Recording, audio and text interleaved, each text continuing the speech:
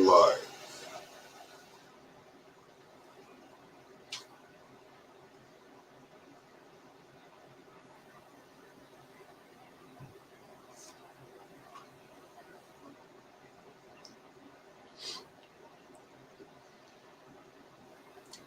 Well, somebody's here.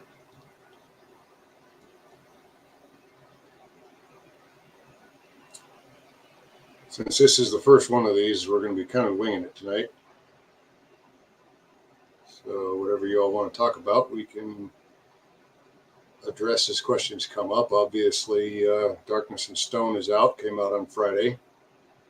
Seems to be doing pretty good. #1 new release in military fantasy, which is pretty cool.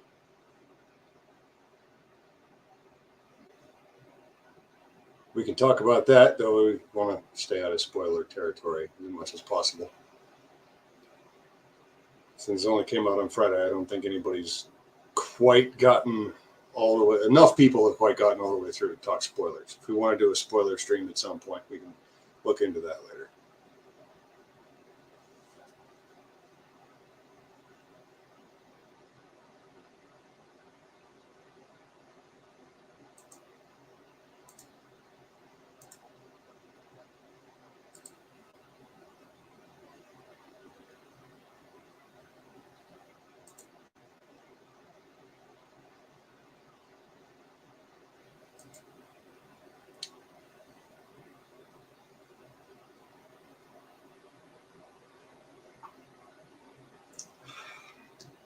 See, we've got a few people here.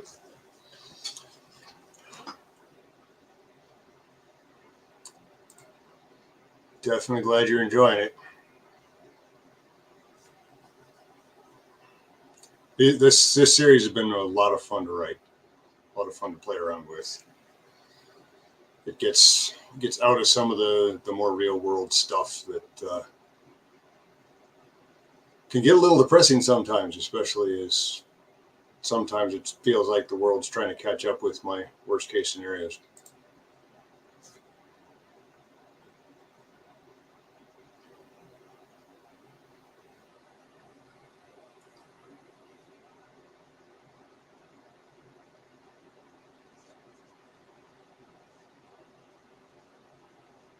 So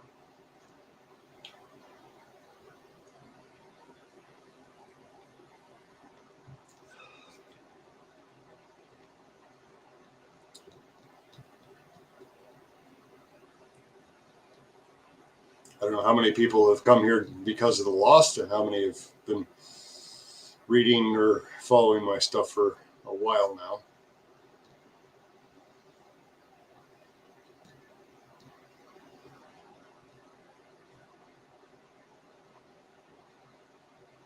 The Lost gets a little bit more into kind of the Jed Horn territory in some ways.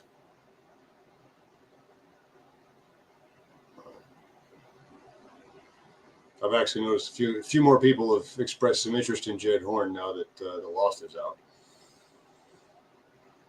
So sooner or later, I need to get book 5 done if I can fit it in with everything else.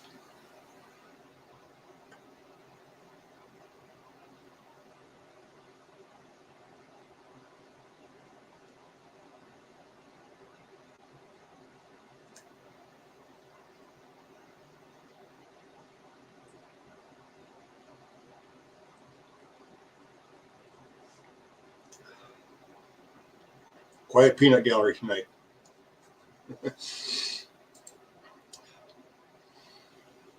I try to write as fast as I can so that I can keep up with the algorithm.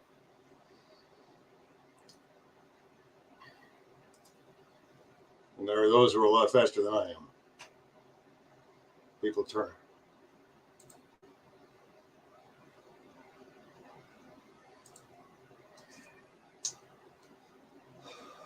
That is, what author is your main inspiration for The Lost? I know Eaters of the Dead and our favorite Sumerian for sure, but just curious who inspired your sword and sorcery style. But there's been a few. David Gemmell is definitely one. He passed away a few years ago, but he had two main series that I enjoyed. The Regante series, which was very much an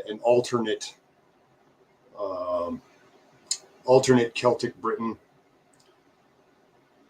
And then the much larger Draenei series is sort of if you read it long enough, you start to realize that it's very much a post-apocalyptic sort of world that has just gone medieval and paralleled a lot of the medieval and classical cultures.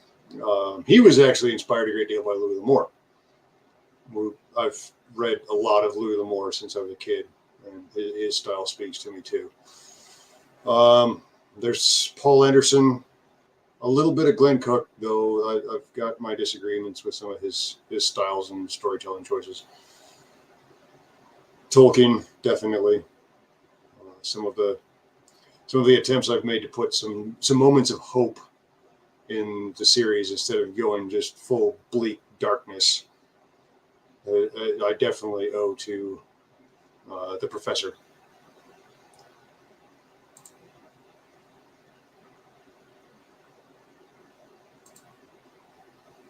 Did I read any of Nick and Jason's writings prior to writing for Wargate? Yes. I've been reading Galaxy's Edge since the beginning, when Legionnaire first came out. And I was actually reading it on my phone in a GP tent overseas and thinking, this is awesome. This is what Star Wars should have been.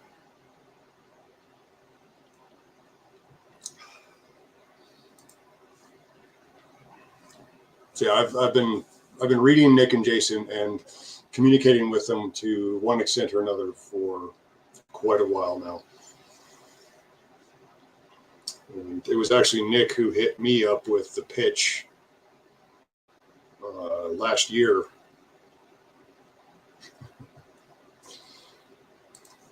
Well, what's stopping you, Walt?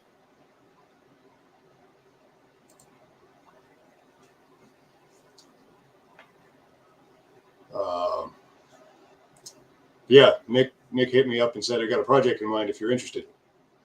Yeah, absolutely. Nick's way more successful than I am, so I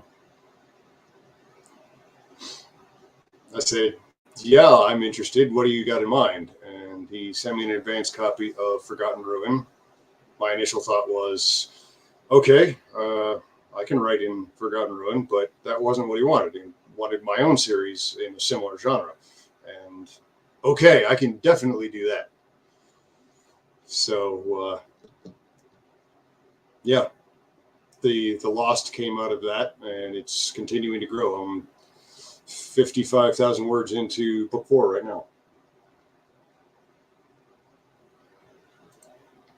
That's fair. Punishment. Are we going to force Walt into running and writing a Lost tabletop RPG next? I don't know. That's kind of up to Walt. I really have next to no experience in the tabletop gaming arena. That's not really been my thing. So I just write books. Dan, what are you planning on moving to after Maelstrom Rising is done? I do have another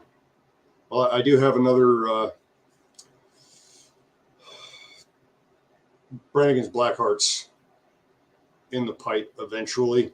I'm going to have to work out scheduling on when that's going to come out. As far as more of a Maelstrom Rising serious thriller series, that's getting into, so hopefully sometime later this year. I've got the basic idea figured out. It's going to be somewhat more American Praetorians in flavor. In other words, a little bit less in the way of the big combined arms stuff, more in the way of small teams doing dirty in the dark and getting back in heavy into that 4th and even 5th generation warfare stuff. Trying to avoid what might be considered prediction because that's part of the reason why I've been wrapping up Maelstrom Rising. Is it's to the point where it's going to become alternate history very, very quickly. So it's time to wrap it up and start something else. This is it. I'm pretty sure you've dabbled in post-apocalyptic style in your other series. Maybe Jason and Nick would let you do a Fall of Earth style series in the GE universe. That's entirely up to them. And I don't have a lot of ideas in that direction. I haven't really done the post-apocalyptic stuff.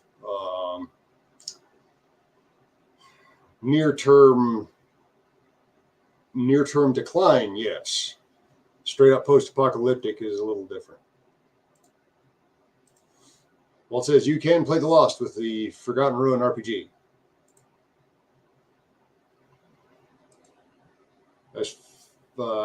Sir, one of us will stat out some of the Lost monsters for the FR RPG.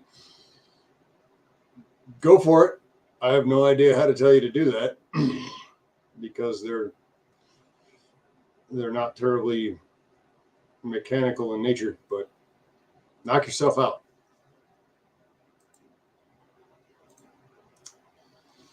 Dan, current events keep moving too fast to keep up with. Yes, they kind of do, particularly if you're trying to set something 5 to 10 years in the future and certain elements of it catch up with you too fast, because it's been 3 years, 9 books, and a lot of the assumptions and groundwork that I laid 3 years ago have either come true or been invalidated by other events that I didn't necessarily entirely foresee because they couldn't have been foreseen. Ghost Shell, didn't you have the same issues with Alt History and Alone and Not Afraid? I think I remember reading that a while ago. Yes, indeed I did. I was writing the evacuation under fire of the U.S. Embassy in Baghdad in 2014 as the ISIS crisis was blowing up and non-essentials were being pulled out of Iraq. So yeah, it's a risk in this genre. This is it. Tuatha inspiration. They're not elves, but they're not men either. Well, there is a distinct resemblance in the name to the Tuatha De Danann, which were one of the tribes that arrived in Ireland in the Book of Invasions, which is a very, very old manuscript of Irish myth and legend. They came from the north. They were very powerful in a supernatural sort of way as well. They subdued the previous tribe, known in the stories as the Firbolg, and largely by means of just the sheer degree of control they had over the elements and magic and weird stuff like that, because you get into old Celtic stories and things get weird really quick. So I kind of went with them with a touch of Tolkien's elves. I knew if they were going to be, I know I didn't want them to be the elves that everybody thinks of from either Tolkien or Dungeons and Dragons and all of its derivative works, which a lot of fantasy these days seems to be derivative, ultimately more of Dungeons and Dragons than anything else. And that's why I made them Hercules. Like these dudes are not slender, pretty, knife-eared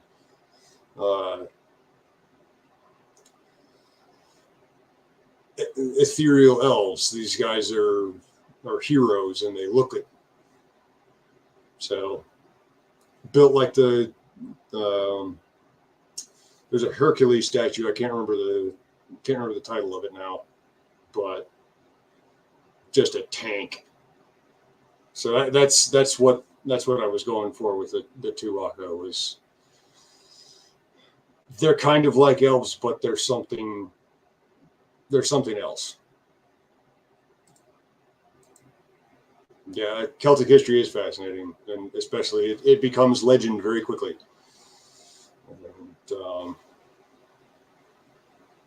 there's the thing is you can sort of get into the legends and start to glean little details that suggest, okay, there's got to be a historical foundation to this. Some of the details about Cuchulainn and his personality. There was probably an actual man who led to that legend, and bits of his personality made it through in the stories, while everything got exaggerated because, as somebody described it when discussing Gaelic storytelling, well, no, that's not exactly the way it happened. It's the way it should have happened. And you kind of find the same thing with the battles in the old mythological cycle. There's a story about the Firbolg seeing the Tuatha De Danann landing and looking at just their sheer weight of numbers and their arms and armor, and knowing we're probably going to get our butts kicked. So let's delay this as long as humanly possible. So they had a truce, and they went and said, so we see you have these better shields than we do. We've got these little wicker things. We need to take the time, because this battle is very important. We do not want to be sloppy about it. So we need to get the same shields that you have. That spear that you've got, that's better than anything we've got. So we're going to have to build some of those. We have this throwing spear that's better than anything you have. You might want to build some of these. And according to the legend, they held the battle off for a year with tactics like this. Eventually, they couldn't hold it off anymore, and yeah, they got their butts kicked, and they became subjects of the Tuatha De Danann. But it's stuff like that that's kind of, yeah, it's exaggerated. It has to be exaggerated. But there's probably a grain of truth in it somewhere. One thing I've really enjoyed about the Lost books is the interaction the Recon Marines have with their allied natives. You don't get that a lot in the FR books, the social interactions. Well, I have worked overseas both as a Marine and as a contractor, and to a certain extent, you've got to work with the natives. Now, working with the natives in the world of the Lost is a little different from working with the natives in the Middle East or South Asia. This was more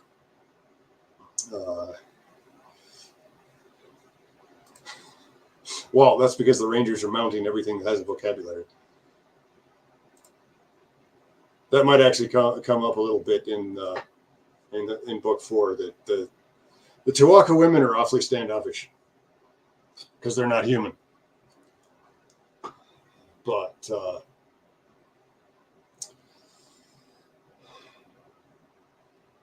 yeah, if you find yourself in a small team or an isolated environment, you've got to learn to work with the locals, or you're not going to get very far. And that's something it's not exclusive to the GWAT or not exclusive to the GWAT or anything recent. To be perfectly honest, the Marines in Vietnam were having to do the same thing. There was a program called the Combined Action Platoon, which was basically taking a squad of Marines, regular infantry Marines, and sticking them in a village with a bunch of local Vietnamese militia, and they'd live with the locals for a year or more. I actually got a book up here called The Village by Bing West. I believe he was actually in one of those units. 435 days straight, they were in that village, living with the locals, eating with the locals, training, fighting, building with the locals. So it's always been a part of warfare to some extent. And besides, If you all have read my stuff, you know there's a friendly body count almost as much as there is an enemy body count. And if there aren't local forces they're working with, then eventually there isn't going to be much left.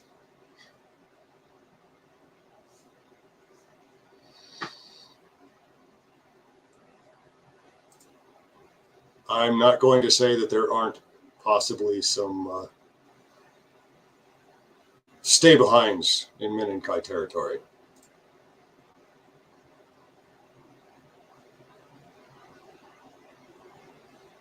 Although there are some Minenkai who end up coming with them. We'll find out in the next,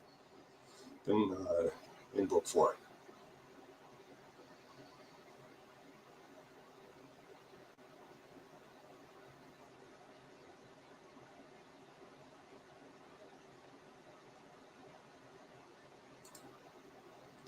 I've really been enjoying The Lost on audiobook.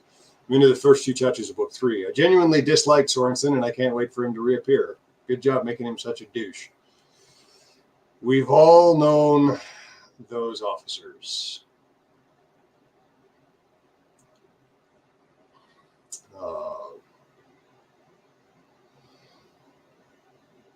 So somebody has asked who was the inspiration for Kevin Sorensen, and he's an amalgamation of some of the worst. Walt, what kind of weirdness can we expect in 4? That would be telling. But yes, there is weirdness. The deep ones do get involved early on. When is book 4 coming? Very soon. We're still working on getting the pre-order up, but it should be in the next couple of months. Oh, I guarantee there will be more curses, Walt. Not necessarily the same. Got to get inventive. Got to keep people on their toes.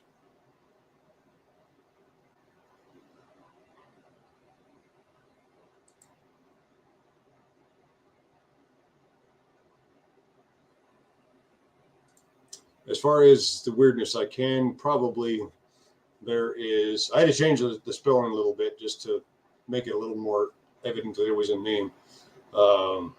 The Iak Uzga, or Whiska, which that's where the name for this stuff came from.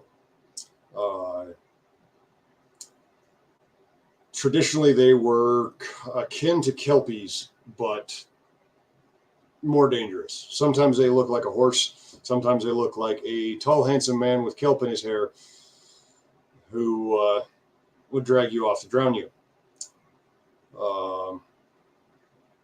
My version's a little bit spookier. Big fish eyes, kelp for hair, turns to a pile of slime when you kill it, which takes a little doing. But so yeah, we get to see a little bit more of the deep ones, minions in book 4 before we get a little bit farther inland and start running into the kind of things that shamans can summon up and worse.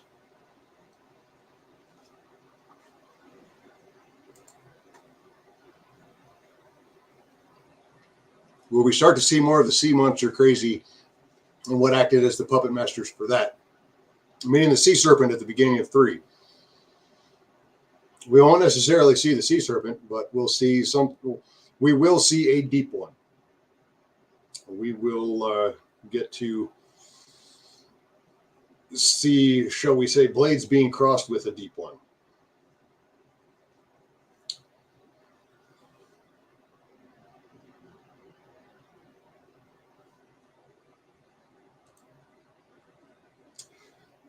Do you feel fantasy is easier to write as opposed to normal military fiction? What are the different challenges to mixing genres, and what are some of the advantages? In some ways, it is easier to write. In some ways, because I can just make stuff up as I go, as opposed to getting sidetracked for an hour, hour and a half trying to read imagery and figure out what's where, particularly for target identification. Um, Mixing genres, it was a little more difficult to begin with. I have dabbled in heroic fantasy before, unpublished at the moment. I might eventually publish that one. I need to get the other two in that trilogy written first, and I don't know when that's going to happen. Advantages, in some ways, it's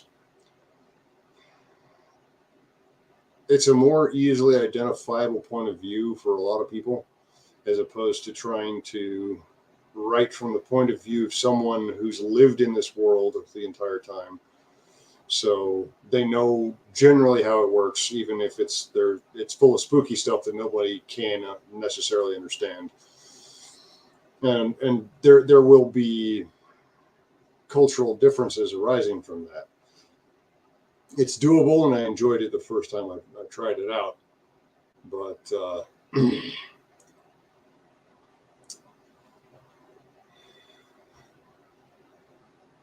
but yeah, it's a little bit easier to hit the ground running with a modern military protagonist getting thrown into this fantasy setting. In the first book, The Face in the Mountain That Shouted at Them, what was that? That was one of the Fahorman Sentinels. It is a sorcerous construct carved into the side of the mountain. And honestly, I didn't get too much deeper into that. If we run into them again, then I probably will. But yeah, they were put there precisely because the Fahormans and the Deep Ones don't always get along, because evil usually doesn't.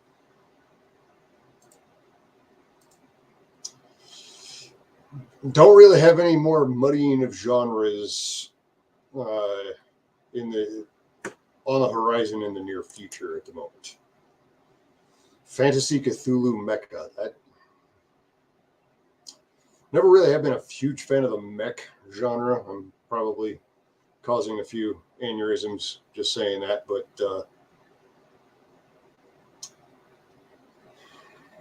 there is that picture that's been floating around for a couple of years of Cthulhu in power armor. That would be horrifying.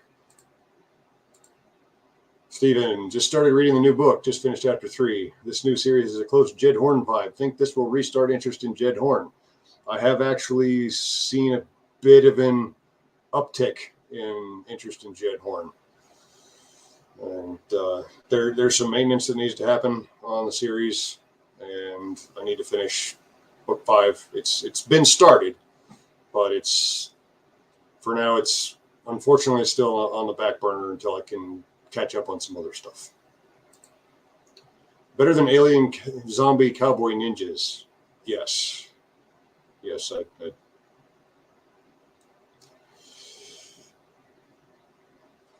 Yeah, I did see Cowboys and Aliens, and it was a bit lacking.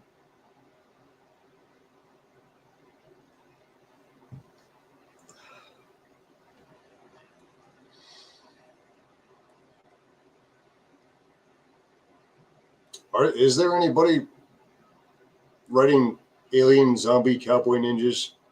I kind of hope not, but that's me being a curmudgeon.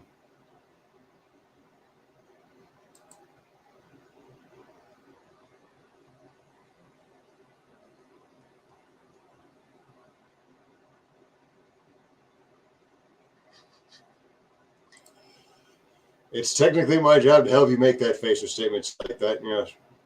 Thanks, Walt. Weird West can be a pretty awesome genre. There's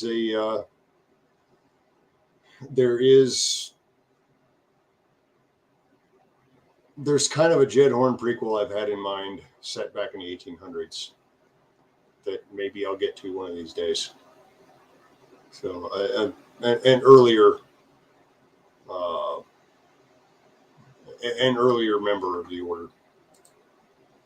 How does the business portion of you working with Nick and Jason work? Do you own all of Ice and Monsters, and they own Wargate as a whole? Yes. I own the IP.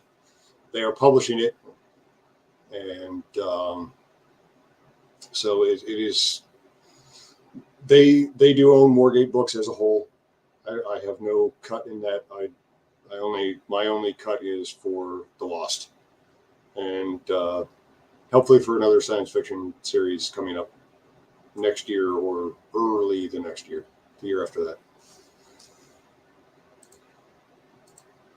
Notice there is no real love for 556 in your books. No, there isn't really.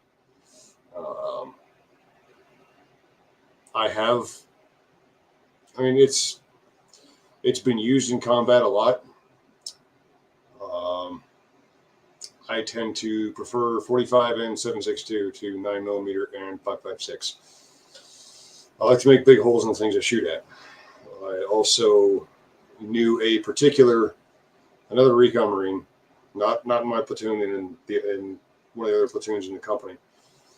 In 2005, when shortly after we got into Iraq, they got ambushed around Amaraya, and he shot the dude who threw the grenade at them 10 times in the chest with 5.56 green tape, and the dude was still breathing. That's not my idea of effective. Well, that's why I love 45-70. Amen. That's why Jed Horn carries the 45-70. And unfortunately, I wish the ammo wasn't $3 a round. Or I'd use it a lot more.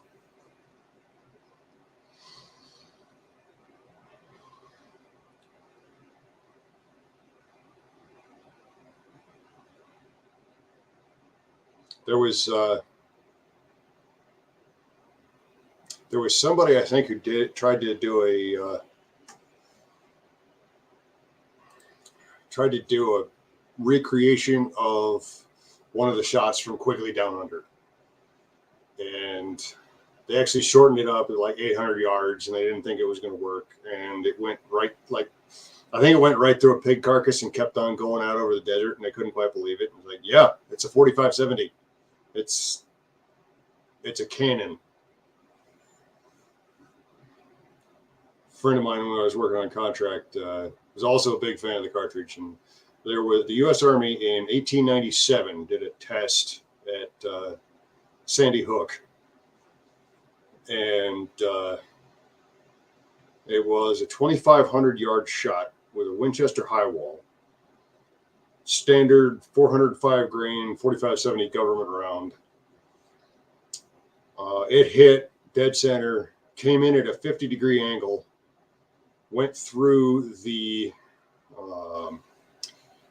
target, through the timbers of the target, through the sandbags behind the target, and came out the other side at 2,500 yards. So yeah, it's a sledgehammer.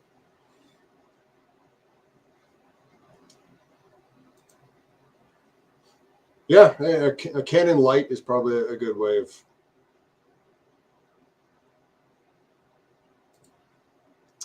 Are the two protagonists from the Maelstrom series going to meet up in Taiwan? If so, how will narration work from the first-person perspective? I don't want to get too deep into spoiler territory tonight. They are both in Option Zulu towards the end, because I got to catch up to the epilogue of Power Vacuum, which takes about 2/3 of the book.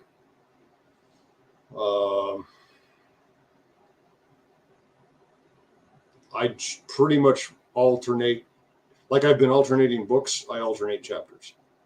So you've got a Hank chapter followed by a Matt chapter. And saying much more than that is probably going to get into spoiler territory. So, but yes, they do both end up in the Far East.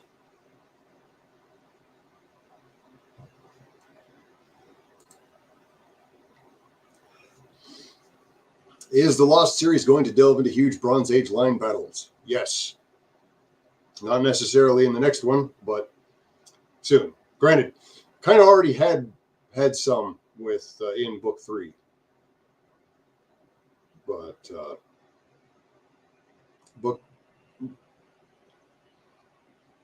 yes, there will be some large scale battles in the Lost. More large scale battles, I should say.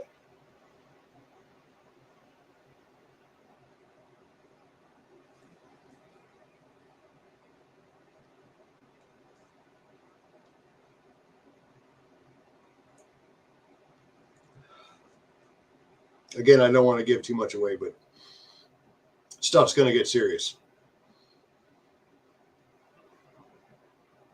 There's a reason why the vampire was very interested in who they were and where they came from.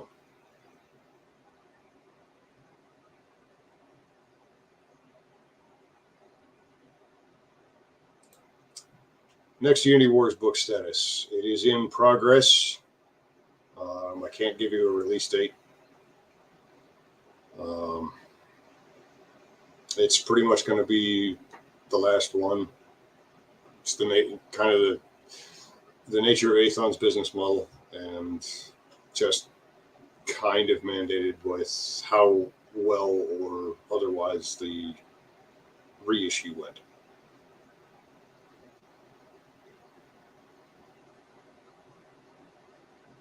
But it has been started. Will the Tuatha make even more changes to the slug throwers, making them more Tuatha-like? I don't know. They seem to be fairly effective with them as they are. We might see some changes as things get more serious and characters become more of who they're meant to become. It's kind of hard to imagine Methgammon becoming more than what he already is, but it's possible.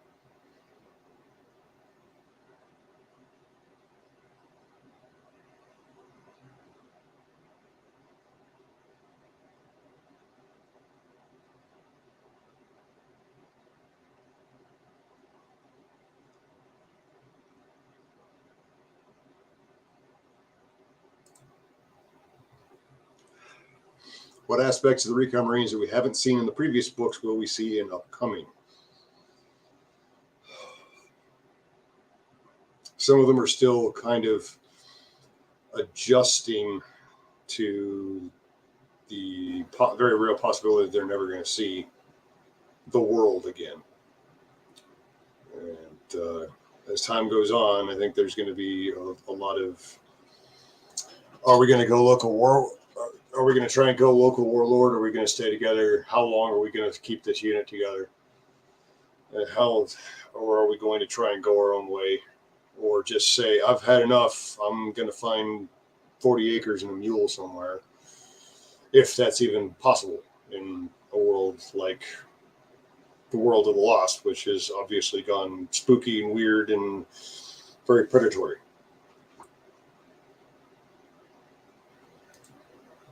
What are the limits of the Koira Ansek? Sorry for butchering the spelling. Can it make what one thinks? Because I'm pretty sure the weapons it made were mechanical. Yes, they are. The Koira Ansek is mysterious. I kind of lifted it from the Kalevala, the Finnish national epic, in which one of the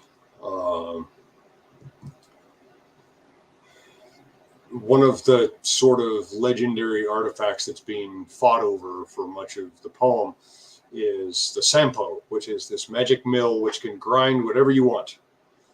Gold, weapons, wheat, furs, whatever you want. Riches, unbounded. You ask it for it and it produces it. The Koira Ansek's a little more particular. It might give you what you ask for. It might decide you've had enough. And I don't know that we'll necessarily ever see the decision making behind those limitations. Again, it's mysterious. I like the magic and supernatural elements in these sorts of stories to be a bit more organic and mysterious, and not as mechanistic as they sometimes can be in a lot of modern fantasy. I like to draw on the old stories. So it's sentient. Whatever is controlling it is. It isn't necessarily.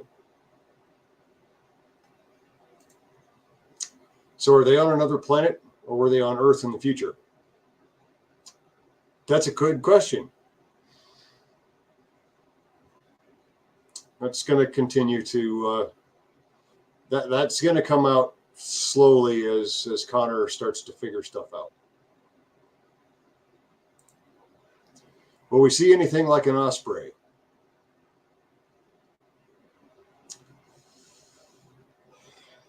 I don't know. I managed to go my entire Marine Corps and contracting careers without ever setting foot on one of those birds, and I'm kind of happy about it. I've never trusted it since it killed 22 Marines in development. Engines for longboats? Possibly. Noctane's ship is pretty good at getting over the waves, though. Will Brannigan's Black Hearts be an ongoing series, or will you finish it? Thank you for the compliment.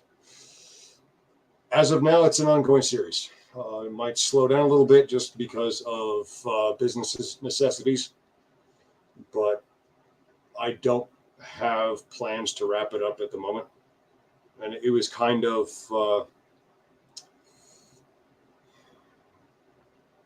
always intended to be slightly.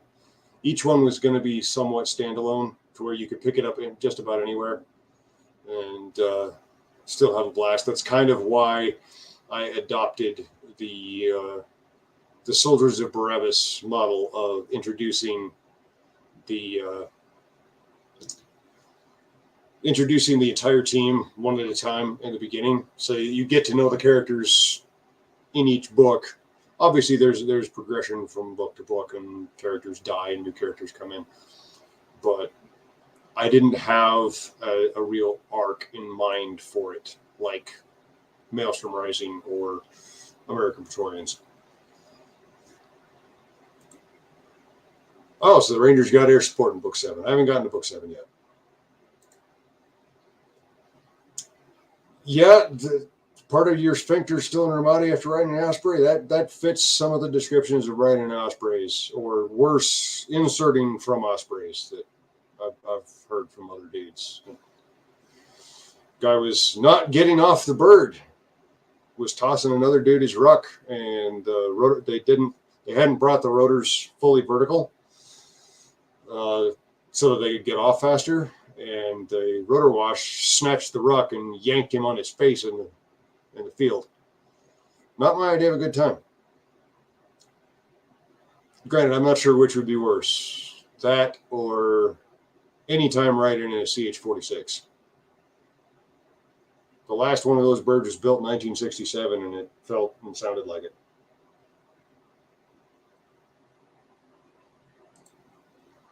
Will the Praetorians ever come out of retirement? Currently, no plans.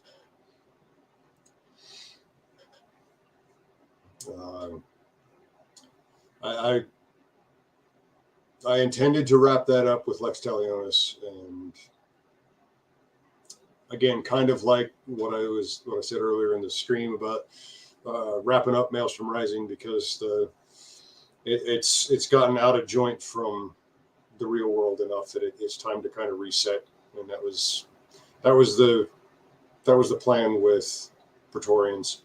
In some ways, some of the stuff that I've done with Maelstrom Rising was in the original plan for Praetorians. That series just went in a different direction. But it would take a lot of doing to pick Praetorians back up. Chris, no, Blackhawk would never do that. Neither would Huey.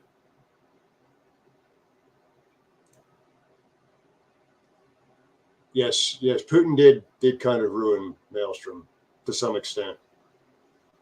Though I will say that certain elements of Option Zulu have been in some respects shaped by watching what's been going on in Ukraine, even though it's not set in Ukraine.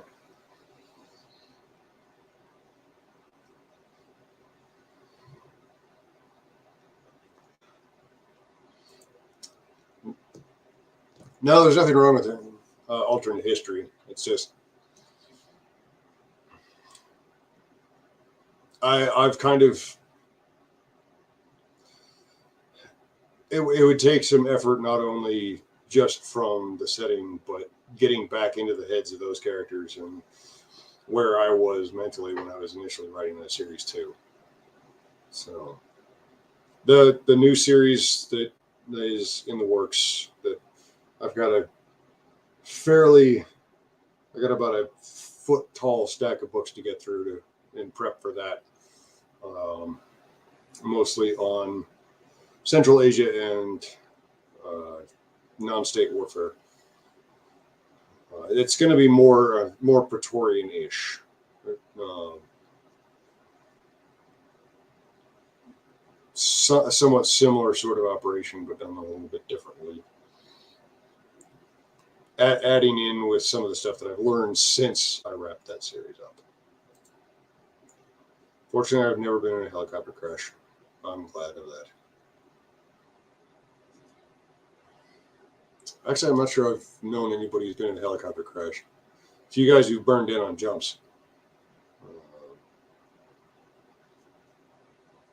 Part of why I don't jump for fun. I know dudes who skydive recreationally. Nope. I've had enough of that.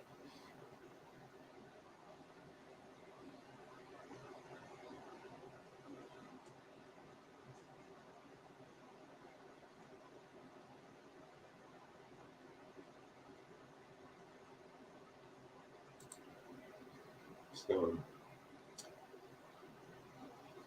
yeah, the new series, like I said, I'm trying to get away from the prediction. This is going to be stuff that could be happening right now. That may make it seem a little bit disjointed from time to time. Hopefully not. Hopefully I can maintain a good continuity. But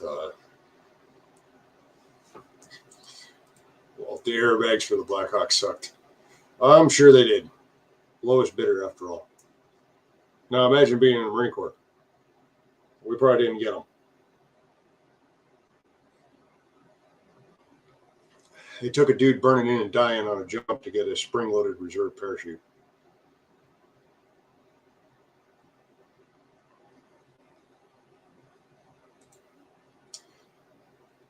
Do you see something like the Triarii ever standing up in real life with the way things are going?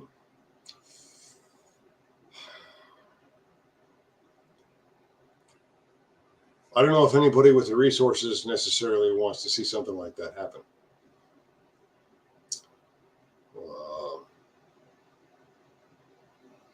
And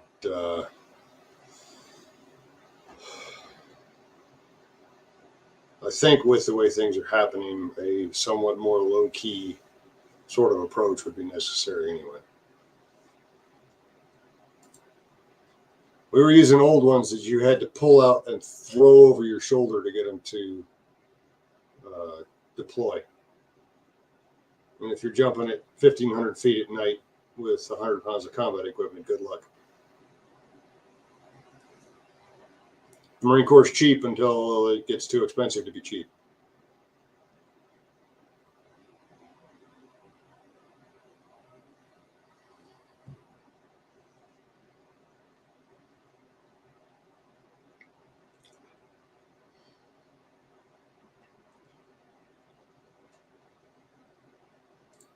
Back to Stephen's question about the Triarii, I think some kind of parallel.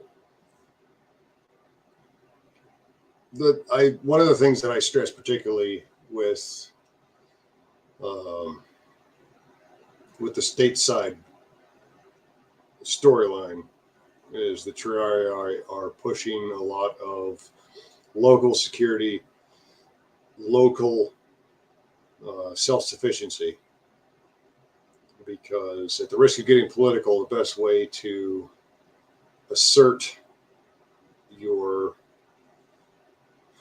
independence from those who want to control you is simply to be independent, to not rely overmuch on things that they can disrupt. Because a lot of what's going on right now isn't necessarily being done by force. It's being done by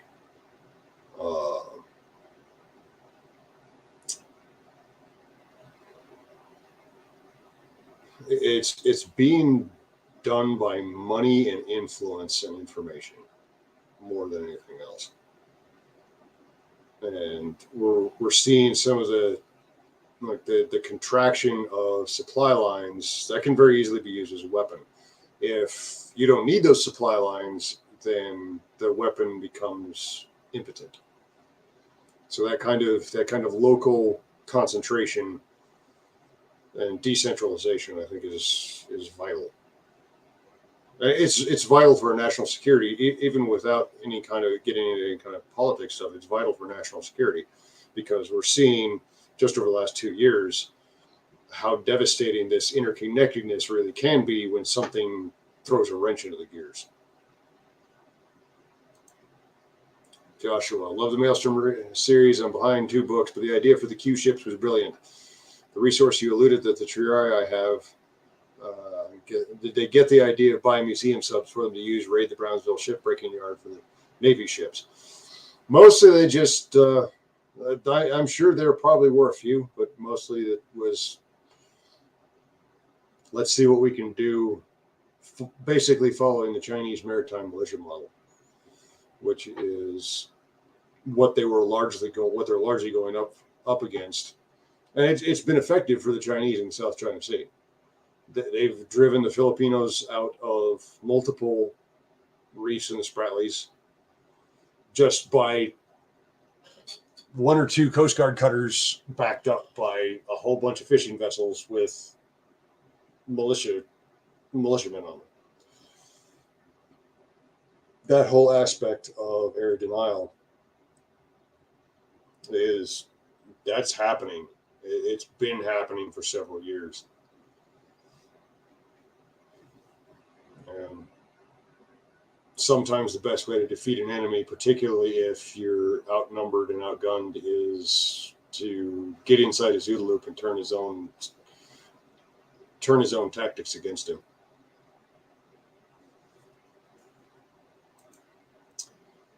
How big are the people of the Tuaca in comparison with the rest of the Lost World? Amount-wise, not terribly. Their island is probably roughly the size of the British Isles. They live a very long time. Don't have a whole lot of kids very fast. So they're a relatively small people with a bit of an outsized influence because of their superhuman sort of qualities.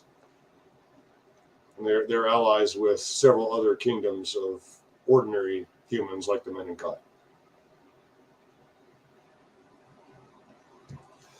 That's kind of where their force multiplier comes in. Is, for one thing, because they're on an island, that gives them an advantage that it's hard for anybody else to get to them. The deep ones have tried, but they've generally regretted it.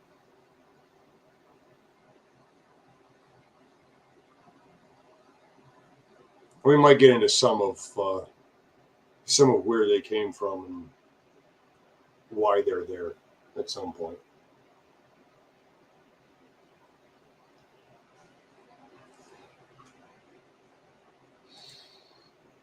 Are there a lot of normal humans in the world of the Lost? Yes. We're going to see more of them. In book 4, we're going into Kor Legare and then past it into the Empire of Aranator and beyond. So we're going to see we're going to see more of. There are probably more normal humans in the world of the Lost than there are in the Forgotten Ruin.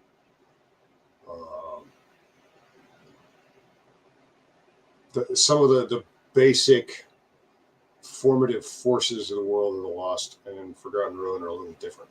Forgotten Ruin is technology has basically resulted in the world of Forgotten Ruin. It's the nanoplague, whereas the Lost, there's something different and a bit more mysterious and possibly mystical going on, and that's why the Fahormans are as misshapen as they are.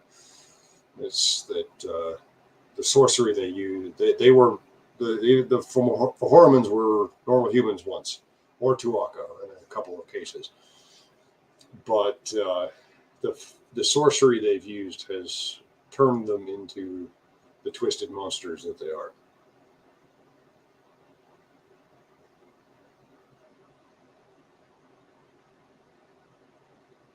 Eventually, we might see more of the South as well, and further east. There's a fair bit of territory to cover. We're gonna see some somewhat more Slavic type people in book 5. That's why I've got a book of Russian fairy tales over here for research.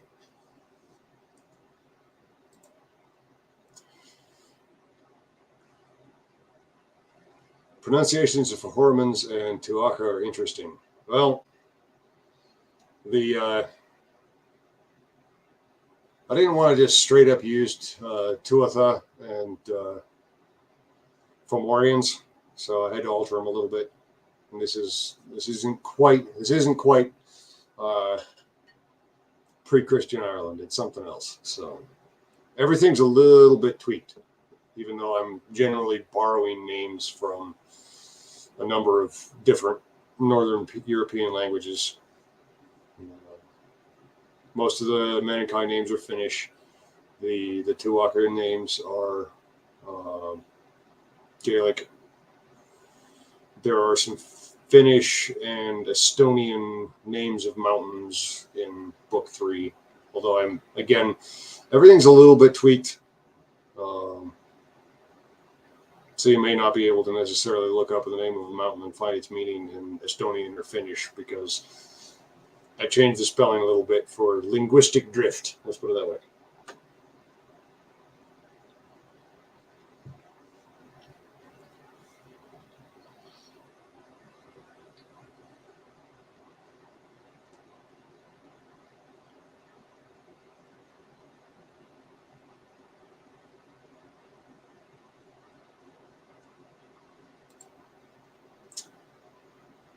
If you're going into some Slavic myth-inspired stuff, I feel bad for the Marines. Some of that stuff is horrifying. Oh yeah, it's going to get creepy, particularly if we start getting into swamps up there.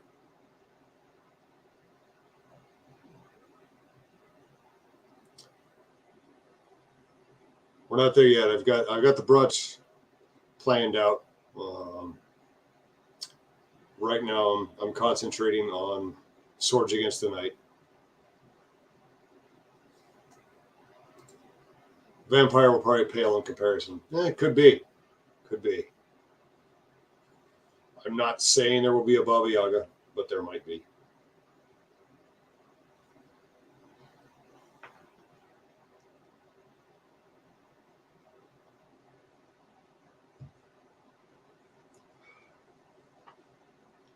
If we end up going south, I might have to pull the Epic of Gilgamesh off the shelf and have a reread of that. Just get John Wick. I liked the first one. The second one I wasn't as impressed with, and I still haven't seen the third one.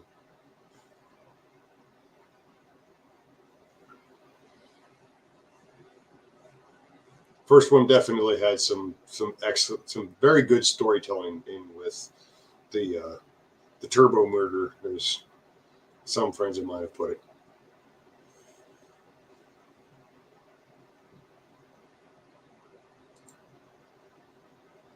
Yeah. Again, I haven't seen it yet. Some of the trailer looked a little cartoony to me, but I don't end up seeing a whole lot of movies anymore. I'm usually too busy.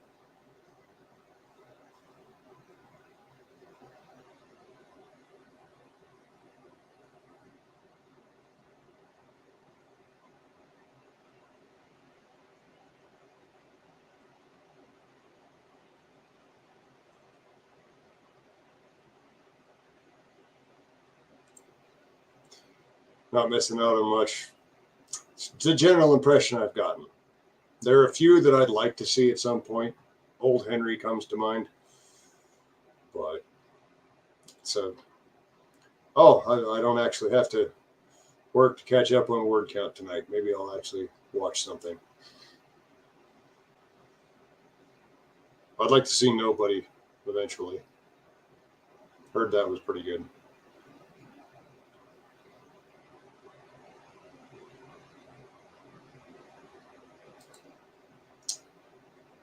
Just read Gilgamesh not too long ago. It really hits on some things that are inspiring and positive.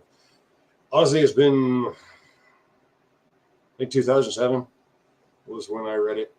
I was in Iraq when I read it. But that's why I say I'll have to go back and reread it. And, mainly trawling through it for monsters.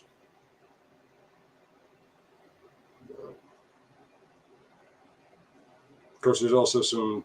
Robert E. Howard did some pretty good stuff with that sort of milieu too. I've got a collection of some of his stories called Eons of the Night, which the general theme is things of the time before man that are still lurking in the shadows.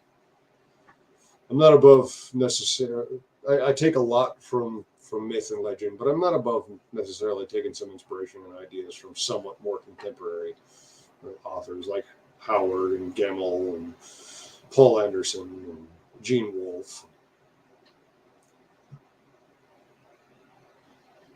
Gene Wolfe's Wizard Knight, I think, is my favorite. I've read the Book of the New Sun, but I think I like the Wizard Knight a bit better.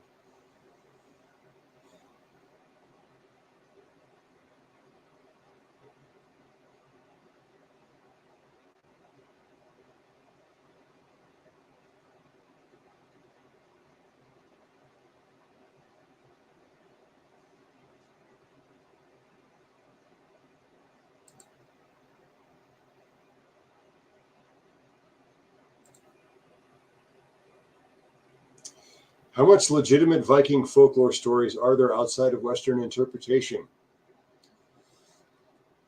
That's an interesting question. There is a fairly limited number of sources. Most of them were written down by Snorri Sturluson, and a 13th century Icelandic scholar and nobleman. We've got the Poetic Edda, the Prose Edda. We have a number of the Icelandic sagas, some of which get into the spooky stuff. Others are pretty much just, I mean, they could be a Western except with swords and spears. Stories of blood feuds and stuff like that. I think there's the perception that there's a lot more of the old folklore extant than there really is. I've got a few copies of the sagas here, but a lot of this stuff is a mention here or there in either one of the Eddas or in one of the histories that, again, Snorri Sturluson wrote down, either in the or there's another one. Paul Anderson wrote an adaptation of King Hawking's saga that he largely got from Saxo Grammaticus' History of the Danes. It's chock full of legend and weird stuff. But uh, like I said, I think there's a lot of the perception that there's more there than is necessarily substantiated by the sources.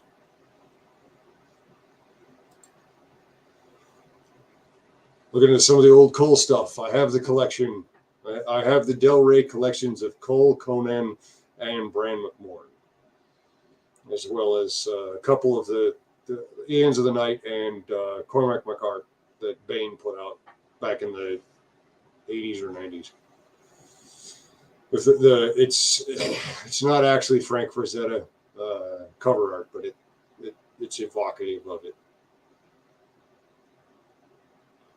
Yeah, the Cole stories are cool in their own way. They're more than just uh,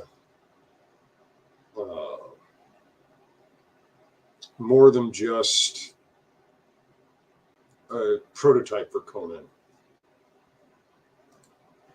See, that's the interesting thing. Christianization in Scandinavia was complicated. Uh, Olaf Tryggvason tried to force it and failed miserably. In Iceland, Iceland became a Christian country by a vote in the Althing. The locals just decided that, okay, this is now a Christian country. There's, again, and this is largely, we're getting into sort of a similar sort of situation with the belief that there's more actual extant information than there is. But there was a tendency, largely starting with the Enlightenment, that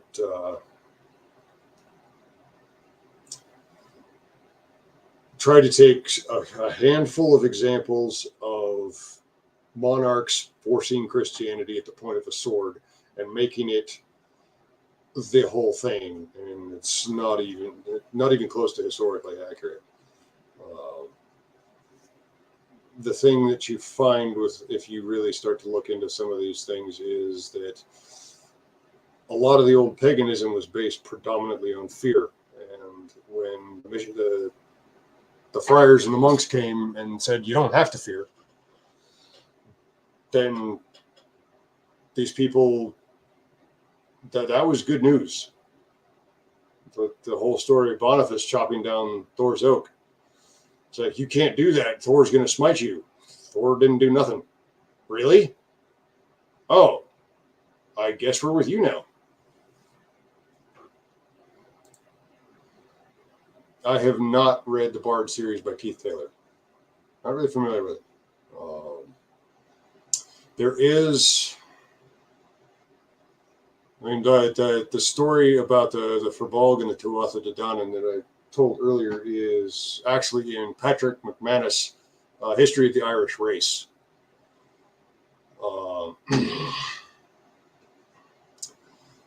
And there's a novelization of the story of Cuchulainn by his last name's Green. I can't remember the first name now, but it's just called Hound, and it is fantastic. Accuracy is always questionable in a lot of historical writings. Sometimes it is. Sometimes, though, if there's more than one, and you can pick out whose bias is what, you can start to figure out what the at least a general shape of what happened. That's why you always multi-source everything, and that goes for current events as well as history. Single source is always suspect. I've got a few of the translations of some of the Chronicles of the First Crusade. One of them I consider to be the least reliable, for one thing, because old boy didn't go along. Guibert Nogent. And boy, he sure had an axe to grind with one of the other chroniclers, Fulcher of Chartres. Well, Fulcher actually went on the crusade and was in the Kingdom of Jerusalem for the first 2 years of his existence when he was writing this.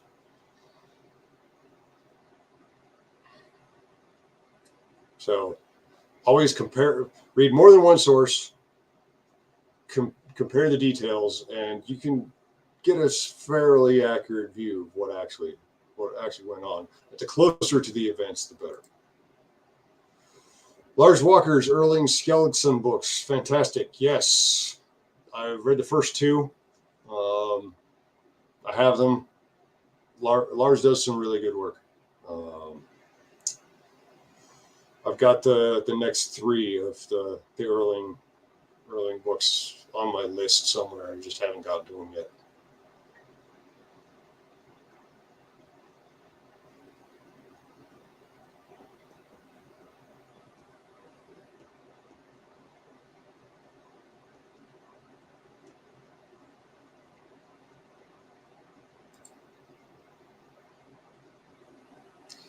So much misinformation out there. Sometimes it's really difficult to sift through everything.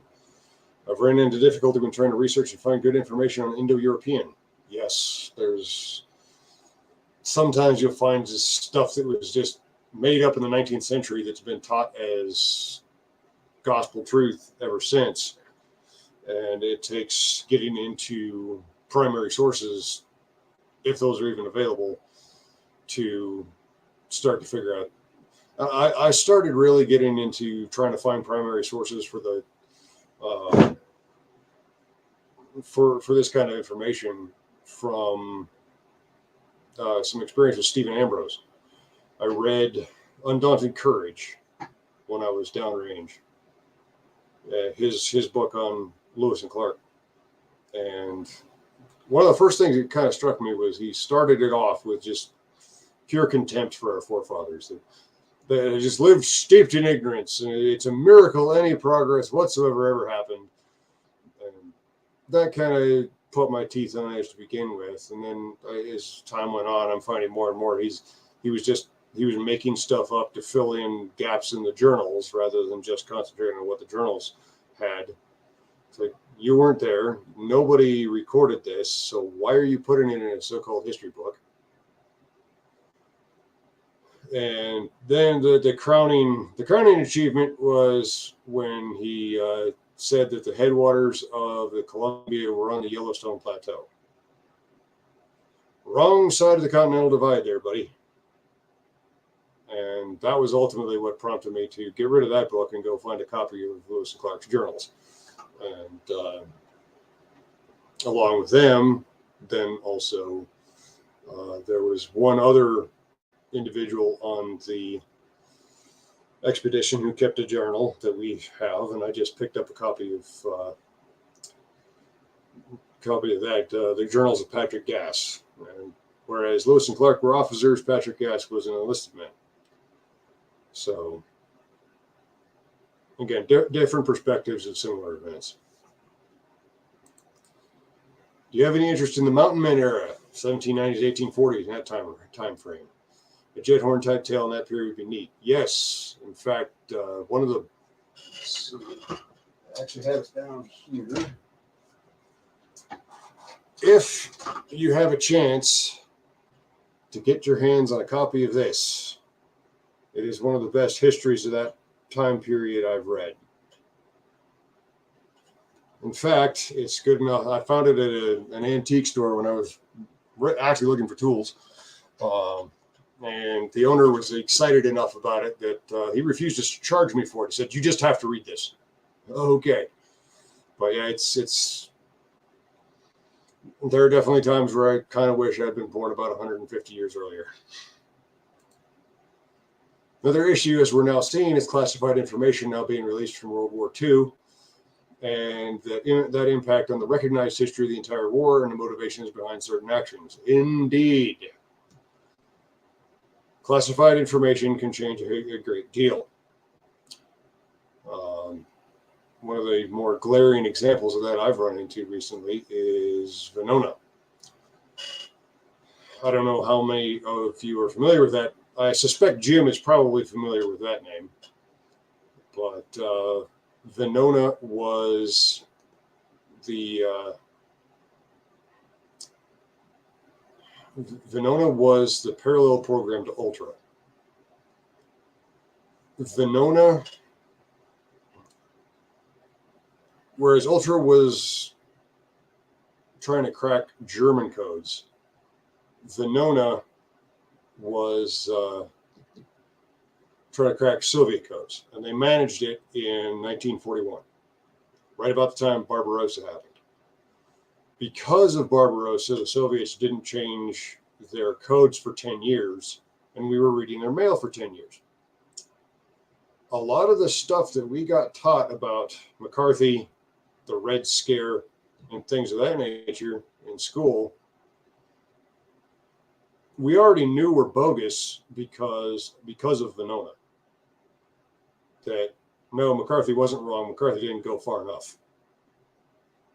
The Communist Party USA really did take all its marching orders from Moscow, and we have the message traffic to prove it. And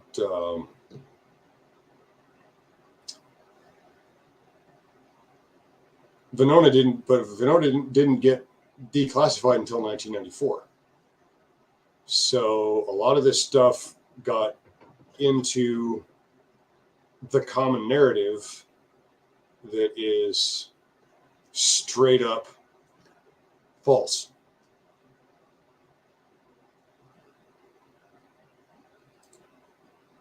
Jeremiah, you're talking about Venona?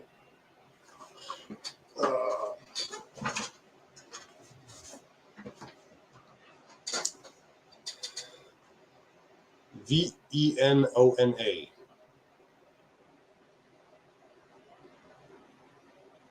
The entirety of the Venona archive is available on the NSA's website. But if you don't want to sift through 10 years of intercepts, this book condenses it down.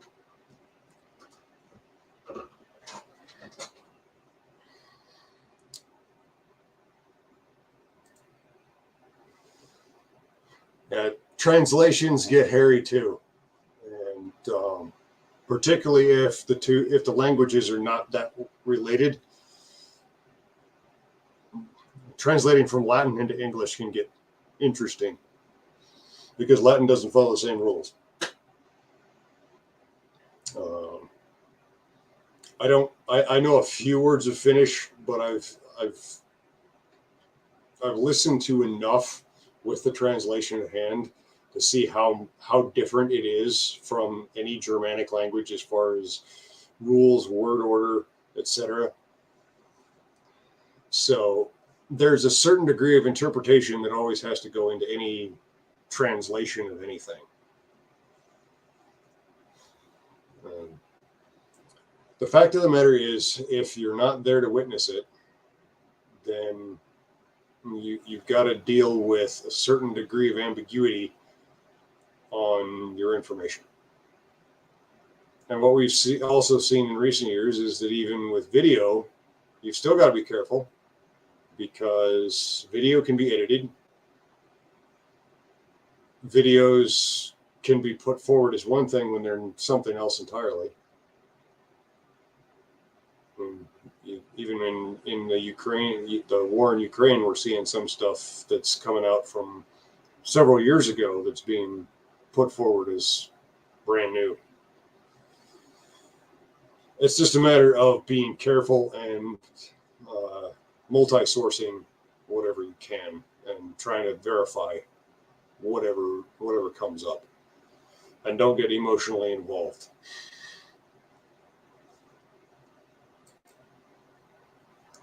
Yep.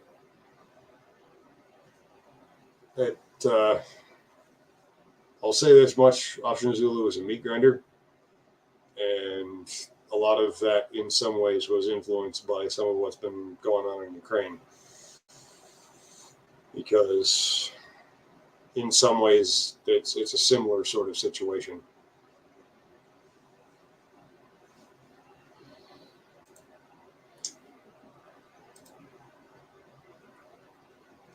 Yep.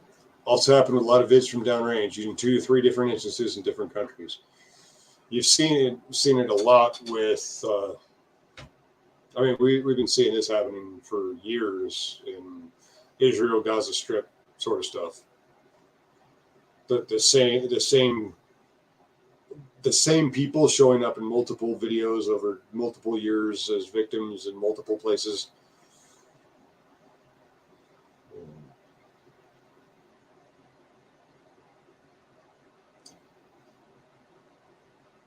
You've got to, but you got to take a certain balanced, because I've seen some people who just they refuse to believe anything. Total skepticism. Everything's a lie. Everything's somehow set up just to deceive them, and you're not going to get any closer to the truth looking at life that way either.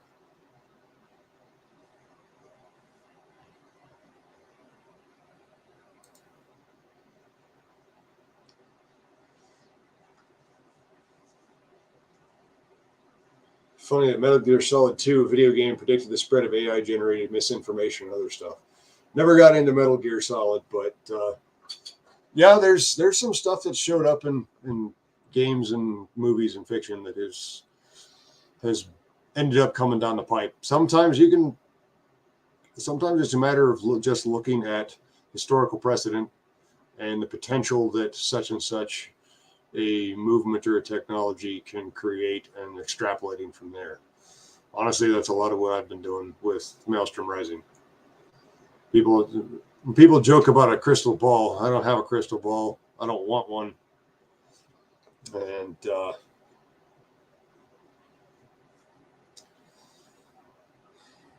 yeah. Seeing a video of the crap, what was the name of it? It's in Kentucky, right? Yeah. And it was a mainstream news outlet that put that out too. They should have known better. All-time favorite was the funeral where the air raid siren went off and they dropped the body, hauled ass, and the body climbed out of the shroud and hauled for cover. Yeah, I think I may have seen that one a couple years ago, wasn't it?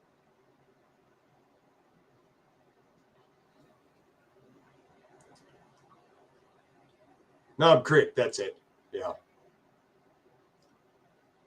Unfortunately, didn't they shut the Knob Creek machine gun shoot down? Wasn't last year the last one? Yeah. Too bad. Although with the cost of ammunition these days, I'm not sure I'd necessarily want to go burning it all off anyway.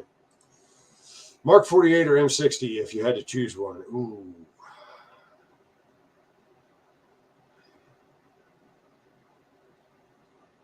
Man, I've shot both.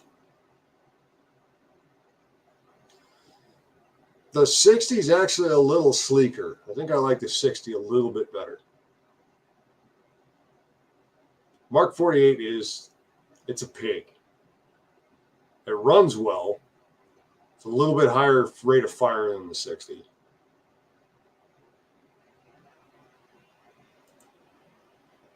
$250,000 in ammo per year. Yeah, I don't have that kind of money.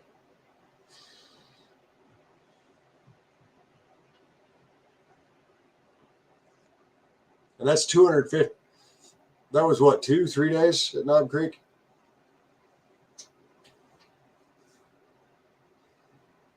That's a lot of money turned into noise. I mean, if you got it, that's great.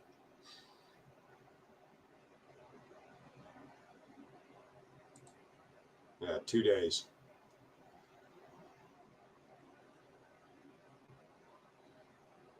$125,000 a day. No denying that. I'm sure it was.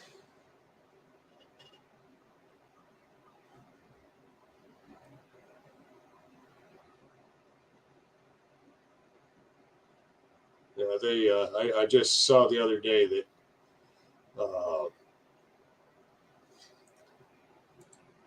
Jim Curtis sounded like an expert over there. Jim's been around the block. Jim knows things. I just saw the other day that Ohio Ordnance is making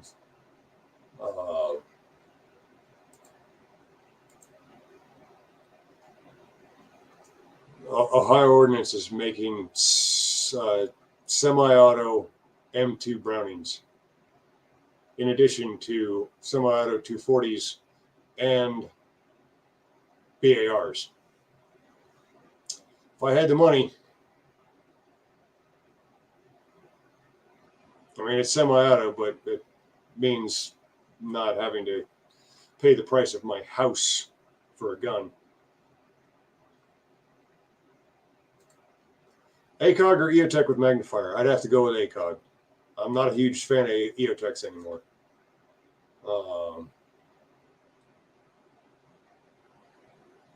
Plus, the you can reach out farther with an ACOG, even aside from the aside from the magnification. That reticle gives you a little bit more reach, as far as, so you're not necessarily Kentucky windaging everything. Yes, and semi-auto H cars in 30.6. The BAR is a little bit higher up on the list than an H car for me, because I wanted a BAR and a Thompson since I was about 10. The Maelstrom books and your other works made me learn to reload so I can shoot 7.62. Believe in 7.62, even if it's heavy. I think Chris Smith actually sent me that one not too long ago. Yeah, that's a good one. Believe in 7.62, even if it's heavy. It reaches out farther and it hits harder. What can I say?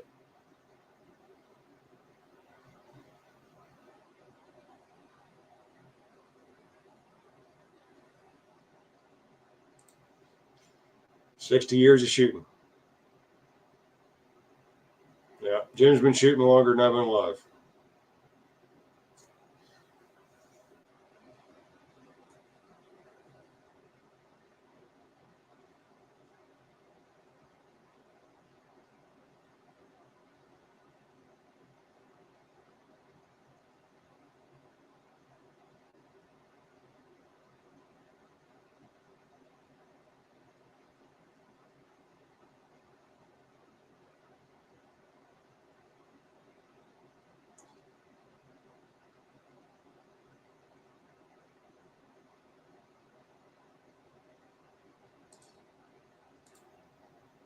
Yeah, we've been going for about an hour and a half. Probably getting about time to wrap this up. It's been about enough of y'all's time. Glad you all could come out. I'll be doing this semi-regularly. Thank you, Jim. It definitely means a lot coming from you. Do another one probably early next month after Option Zulu comes out. If you guys want, we can even do a special spoiler stream at some point if we want to talk spoilers. But that's going to be up to the audience, rather than me sitting here and staring at the screen. If nobody necessarily wants to get into the deep down and dirty of what just happened. But so have a nice night. So keep an eye out, and I'll get another one of these.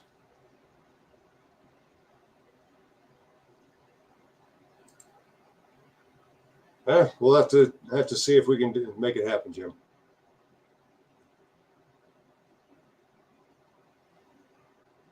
All right, folks. Have a good night.